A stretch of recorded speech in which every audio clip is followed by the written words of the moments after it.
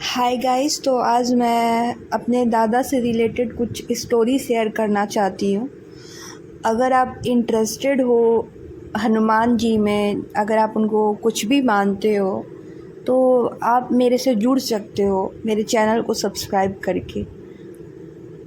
ये एक घटना है जब मैं क्लास 12th में थी।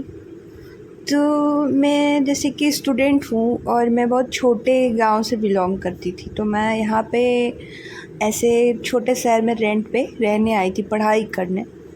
तो मुझे ना रात में अचानक से डर लगता था। बहुत लोगों ने बोला कि आप जहाँ आप रह रहे हो ये अच्छा नहीं है, ऐसा है वैसा है। तो मैं ना बहुत डरी रहती थी। तो उस टाइम तो मुझे कुछ समझ में भी नहीं आता था। पर ऐसा था ना कि मैं मतलब बच्चों जैसी थी, तो फिर मैं बिज़ी हो जाती थी। पर एक दिन क्या हुआ ना यार, मुझे ऐसा लग रहा था कि मुझे चक्कर आ रहे हैं, मैं परेशान हूँ।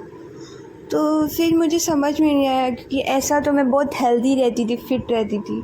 फिर धीरे धीरे करते करते करते करते मैं ना मतलब सबसे हट गई थी, फ्रेंडशिप भी ख़त्म हो रही थी सबसे।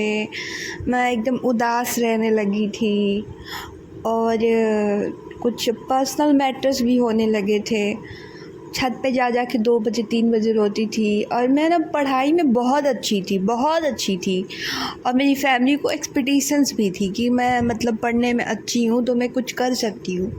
और पता नहीं मुझे क्या हुआ था, ऐसा लग रहा था कि पता नहीं क्या हुआ है, मेरा किसी ने ब्रेन वॉश कर दिया है कि मुझे क्या हुआ है। तो मैं बहुत परेशान रहती थी। तो उस टाइम तो मुझे समझ में नहीं आता था। फिर मैंने खुद को स्ट्रॉन्ग बनाया। मैं पूजा करती थी, मतलब उस टाइम हनुमान दादा को नहीं मानती थी, मैं पूजा पाठ करती थी कि चलो अब सब ठीक हो जाएगा। लेकिन ऐसा नहीं था कि पर्टिकुलरली किसी देवता को मानती थी। मैं ऐसे नॉर्मली नहाया धोया, पूजा कर दिया, शाम को बाहर निकल गई। बहुत स्ट्रॉन्ग बनने की भी कोशिश करती थी।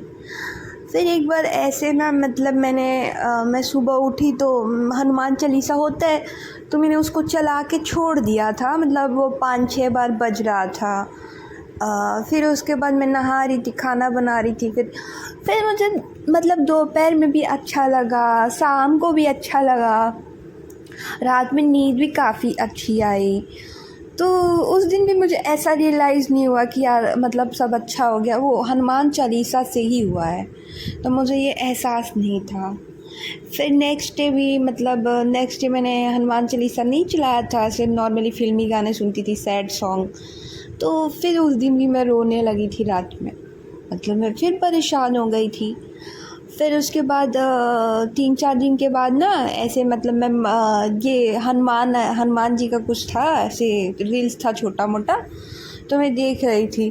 फिर उसके बाद मैं देख रही थी, फिर उनका पता नहीं क्या हुआ कि मैंने उनका फ़ोटो 3-4 डाउनलोड करके रख लिया। और मैं ऐसे अकेले रहती थी, तो मैं जब कोचिंग कॉलेज से आ जाती थी तो मैं फ़ोटो निकाल के उनको ध्यान से देख रही थी। तो मेरे चेहरे पे ना स्माइल आ गई थी। मतलब कई दिन के बाद ऐसा लगा कि मैं अंदर से खुश हूँ हनुमान जी को देख के।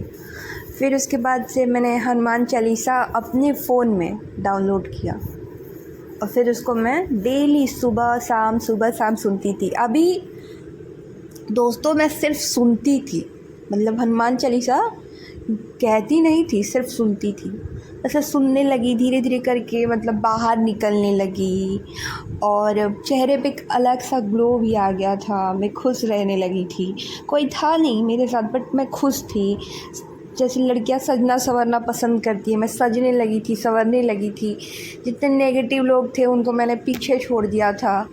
फिर करते करते करते करते मैं डेली हनुमान चालीसा, फिर मैं उनसे ना कई सालों से जुड़ी हूँ, आज मुझे 3-4 साल हो गए। तो फिर मैं उनका चालीसा भी करने लगी।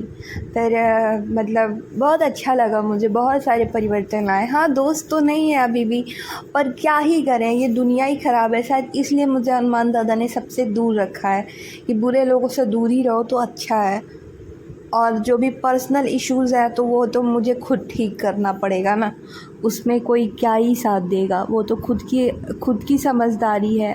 भगवान तो रास्ता दिखाते ही है ना। तो फिर ऐसे करते करते मुझे अब बहुत अच्छा लगता है। मंगलवार को तो कंपलसरी है कि मैं उनका चालीसा करती हूँ। और बहुत कुछ जिस दिन गलत करती हूँ उस दिन मुझे रोती भी हूँ उनके सामने कि दादा ऐसा हुआ, मुझे अपनी पोती समझ के माफ़ कर दीजिएगा।